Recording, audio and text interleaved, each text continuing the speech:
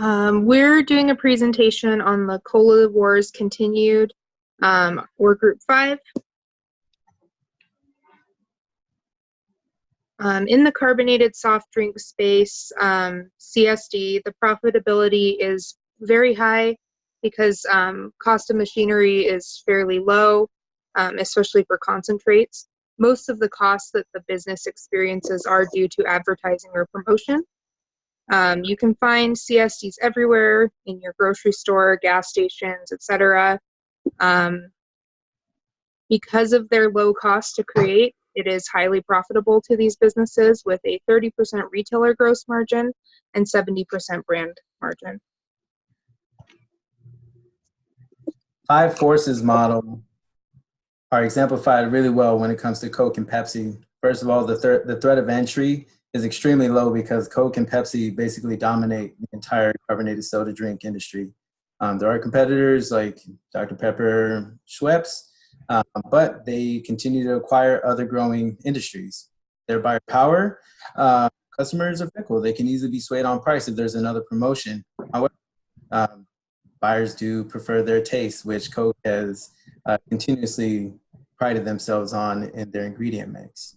As far as substitution, product price can be sensitive based on where the competitors are, what competitor options are available. And then from supplier power, this is probably one of their greatest strengths, as they've been able to negotiate with their suppliers and secure long-term profits based on these legal agreements. All of that combined with the rivalry between Coke and Pepsi has been strong and strategically challenging for both of them, but both of them continue to try and beat the other. When we look to concentrate versus bottling within this industry, there is a definite difference in profitability. And if we break that down to the five forces model, the profitability really comes from a difference in business models. Concentrates can create a large amount of product without much waste. One 5-gallon concentrate box can make up to 30 gallons of concentrate. Bottling and canning costs more based on the materials used. There is also a lower threat of entry to this because of the high cost of the higher capital to enter the market and purchase the equipment. For balance, concentrate has less product placement than bottles and cans. Companies have to compete for concentrate presence. For example, Cinemark has a Coca-Cola contract. National fountain account competition is especially intense, which started in the 1990s. As far as price competition goes, Coke and Pepsi, because of the healthier lifestyles that have been trending in the United States, there is less overall CSD consumption. However, this has led to a lot of increases for healthier options such as bottled water or juices, because, as Gio said, people prefer their taste with Pepsi and Coke. You know, those are pretty well set. There's not necessarily any other rivals in the industry besides those two.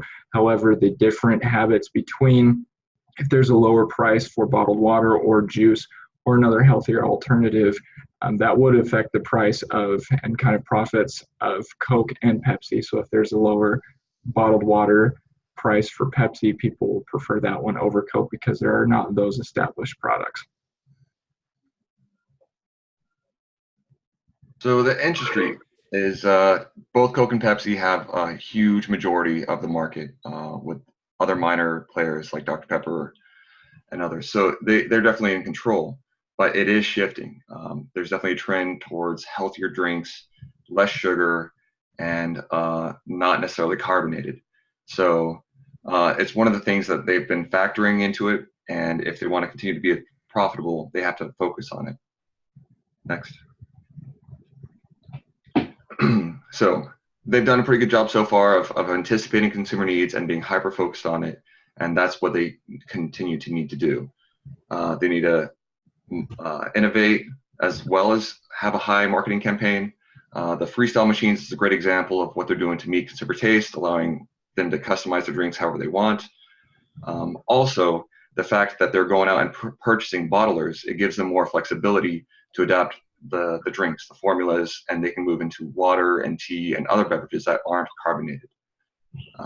And doing this will allow them to stay on top of the game. Another thing that they should try to get in on is the energy drink market, which is extremely profitable.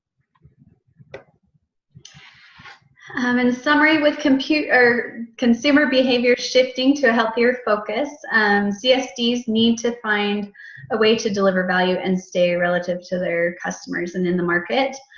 They can do this by analyzing and implementing the Porter's 5 forces and stay focused on moving towards healthier products, as Jeff discussed, and use advertising and promotion, which has been proven to be successful for their industry as well.